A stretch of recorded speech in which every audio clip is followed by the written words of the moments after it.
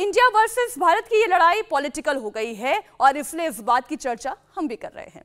घमासान इसलिए शुरू हुआ क्योंकि 2024 की सियासी जंग के लिए मोदी रोको मोर्चे ने अपने अलायंस का नाम इंडिया रख दिया है। जवाब में बीजेपी नेताओं ने हमला बोला और इंडिया नाम पर सवाल उठा दिया। असम के मुख्यमंत्री की बात की जाए, हिमंत बिस्वा शर्मा ने कहा कि यह नाम अंग्रेजों ने दिया था। वाकई में अंग्रेजों ने दिया है, इसमें कोई शक नहीं। उन्होंने आगे कहा कि देश का असली नाम तो भारत है। जवाब में कांग्रेस ने भी बीजेपी पर पलटवार किया। उन्होंने कहा कि जिन्हें इंडिया से दिक्कत है वो पाकिस्तान चले जाएं। नाम की इस लड़ाई में राज्यसभा सांसद कपिल सिब्बल भी शामिल हुए। उन्होंने कहा 2024 की लड़ाई इंडिया वर्सेस मोदी की होगी। तो ये तमाम बयान हम आपके सामने रखे। उससे पहले हम जरा चर्चा कर लेते हैं इंडिया और भारत पर। हमारे साथ ओम जी उपाध्याय जुड़े हुए हैं, आईसीएचआर के डायरेक्टर हैं। उपाध्याय जी, पूरी कहानी मैंने दर्शकों के सामने रख दी है। अब ये लड़ाई इंडिया की है, ये लड़ाई भारत की है, ये तो राजनीतिक विषय है, लेकिन ये इंडिया करने की आवश्यकता क्यों पड़ी और भारत कब से कहा जा रहा है इस सभ्यता को, ये थोड़ा सा आप समझाएं दर्शकों को।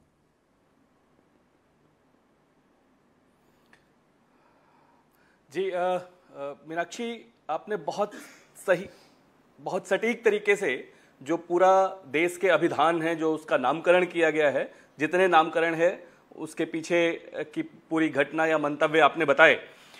भारत शब्द जो है वो हमारी वास्तव में मूल पहचान है। आपने बहुत अच्छा जिक्र किया आज के 1600 साल पहले जब विष्णु पुराण, जब सारे पुराण गुप्त काल में संकलित हो रहे थे। मैंने आपके ही चैनल पे और संभवतः आपके साथ ही, अगर मेरी स्मृति ठीक है, इस पे बहुत डिटेल्ड चर्चा की थी कि भारत शब्द जब दुनिया के बहुत सारे देश इस रूप में कतई पहचाने नहीं जा रहे थे, जिन्होंने बहुत बाद में, जिनके इंटेलेक्चुअल थिंक टैंक्स ने आरोप लगाया कि साहब भारत तो कभी एक राष्ट्र रहा ही नहीं, ये तो कम से कम 16 राष्ट्रीयताओं का समूह है। उस समय यानी गुप्त काल में विष्णु पुराण जब संकलित हो रहा है तो भारत की भौगोलिक सीमाओं के साथ उसकी चर्चा मिलती है, जिसका भी आपने जिक्र किया। उत्तरम यत् समुद्रस्य हिमाद्रैश्चैव दक्षिणम वर्षम तद भारतम नाम भारती यत्र संतति, यानी समुद्र के ऊपर उत्तर और हिमालय के दक्षिण यानी उसके नीचे जो पूरा भूभाग है वो भारत है। और इससे भी ज्यादा महत्वपूर्ण ये कि उसकी जो संततियां हैं, उसके जो रहने वाले हैं, उसके जो निवासी हैं वो भारतीय हैं, यानी एक हैं।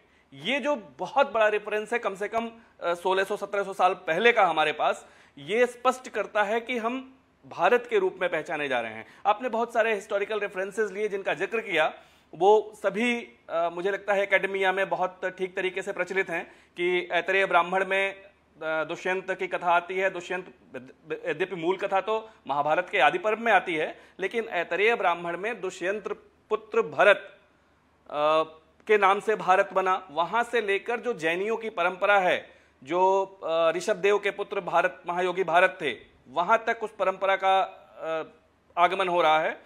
इसलिए ये जो पूरा विकास क्रम है, इसके अलावा देखिए एक बहुत बड़ा तथ्य है कि भारत जो नाम है वो जब हम वैदिक काल में हैं, उस समय जब जन यहाँ पे हैं, तो जनों के बीच जो एक जनों का संघ है, भरत संघ, वो जब सबसे मजबूत होकर उभरता है दासराग युद्ध के बाद, दासराग युद्ध के बाद जब सबसे मजबूती के साथ भरत जन उभरता है, तो बहुत लोगों का मानना है कि उसी के कारण इसका नाम भारत हुआ। वैसे भी भारत का अर्थ है प्रकाश में लीन रहने वाला, ज्ञान के प्रकाश में लीन यह देश, इसने दुनिया को ज्ञान का प्रकाश दिखाया, इसलिए यह नाम सबसे अधिक समीचीन है।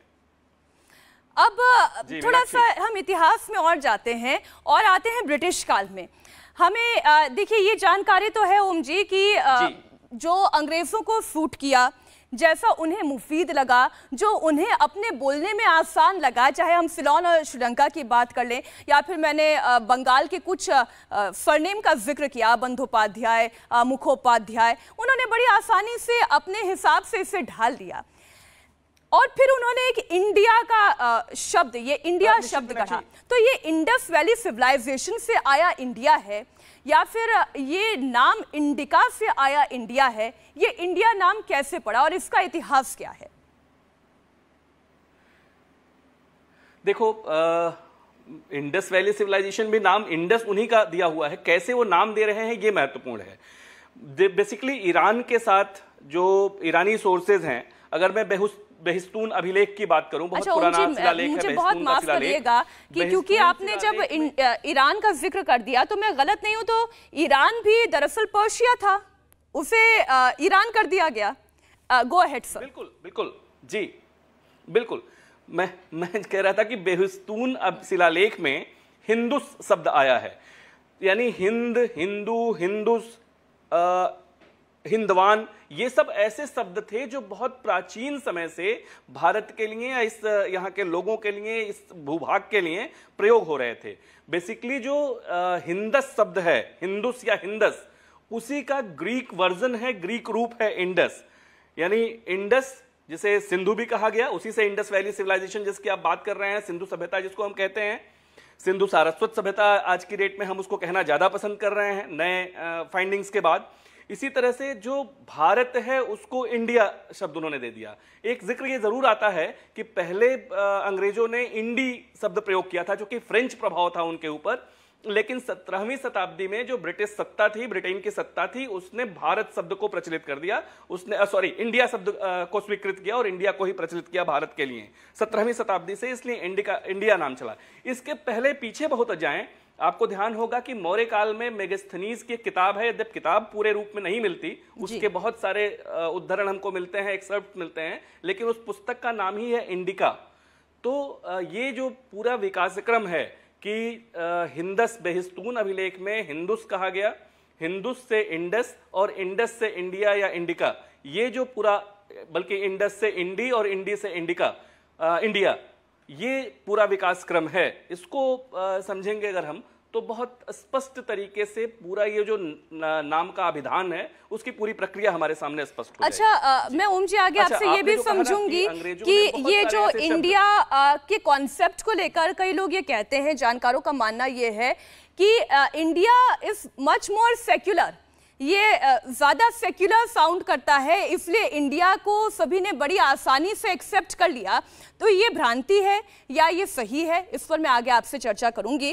लेकिन विपक्ष की एक बार हम चर्चा कर लेते हैं। विपक्ष लगातार बीजेपी पर अब सवाल उठा रहा है, इंडिया नाम कहां से आया, भारत इंडिया कैसे बन गया। इस पर बीजेपी के राज्यसभा सांसद सुधांशु त्रिवेदी ने भी तर्क दिया, जरा उनका तर्क भी सुनिए। आइडिया ऑफ इंडिया, तो फिर आइडिया ऑफ इंडिया और आइडिया ऑफ भारत में जमीन आसमान का अंतर है, क्योंकि इंडिया शब्द सबसे पहले आज से 2300 साल पहले मेगास्थनीज जो चंद्रगुप्त मौर्य के दरबार में आया था, उसने अपनी किताब लिखी है इंडिका। तो ग्रीक और यूनानियों ने सबसे पहले इंडिया नाम दिया था और यूनान और ग्रीक दोनों खत्म हो गए दुनिया से। उसके बाद अंग्रेजों ने नाम दिया, और यह भी एक कितना संयोग देखिए, सुंदर संयोग देखिए, कभी कभी प्रकृति भी कैसा रच देती है कि हमारी पार्टी का नाम है भारतीय जनता पार्टी और अंग्रेजी में भी भारतीय जनता पार्टी। उससे पहले भी भारतीय जनसंघ था, अंग्रेजी में भी भारतीय जनसंघ था, मगर कांग्रेस का नाम था स्थापना के समय इंडियन नेशनल कांग्रेस। तब तो हिंदी नाम था ही नहीं, अंग्रेजों का जमाना था। तो नाम तो संस्कृति में भी जो कहा गया है, भारत ही नाम सब जगह कहा गया ना, उत्तरम यद समुद्र से दक्षिणम च हिमाद्रि भी वर्षम यद भारत राम भारतीय से संतति। और इसीलिए चाहे हमारी पार्टी हो या कोई नारा भारत माता की जय लगाया जाता है, इंडिया माता की जय तो होता नहीं है, क्योंकि इंडिया एक कंट्री है और भारत माता है, जीवंत राष्ट्र है, प्रेरणा के स्रोत है। ओम जी, अगर आप बहुत संक्षेप में, अगर 10 से 20 सेकेंड में आप ये बता पाएं, इंडिया क्या ज्यादा सेक्युलर लगता है? नहीं, इस बात के पीछे मुझे कोई तर्क समझ में नहीं आता। भारत हमारी मूल पहचान है, भारत शब्द हमारी आत्मा से जुड़ा हुआ शब्द है। भारत में हम सही में जो ये भूमि हमारी माँ है और हम इसके पुत्र हैं, ये भाव हम भारत के साथ ही महसूस कर पाते हैं, उसके साथ ही अनुभव कर पाते हैं। जैसा अभी सुधांशु जी ने कहा कि भारत माता की जय बोलते हैं, इंडिया माता की जय नहीं बोलते हम। इस रूप में, अपनी आराध्या के रूप में, अपने माँ के रूप में हम भारत को देख पाते हैं। इसलिए भारत से हमारा तादाद में, भारत से हमारा संबंध, भारत के प्रति हमारा भाव ज्यादा अच्छा है, ज्यादा प्रबल है। इंडिया शब्द से कोई सेकुलर बहुत ऐसा निकल रहा हो, ये मुझे तो समझ में नहीं आता। उस शब्द का भी अपना डेवलपमेंट है। वो मेगास्थनीज की इंडिका से या बेहिस्तून अभिलेख के हिंदस से इंडस होते हुए ये शब्द निकल रहा है, उसकी अपनी कहानी है, लेकिन वो कहानी कहीं हमसे नहीं जुड़ती।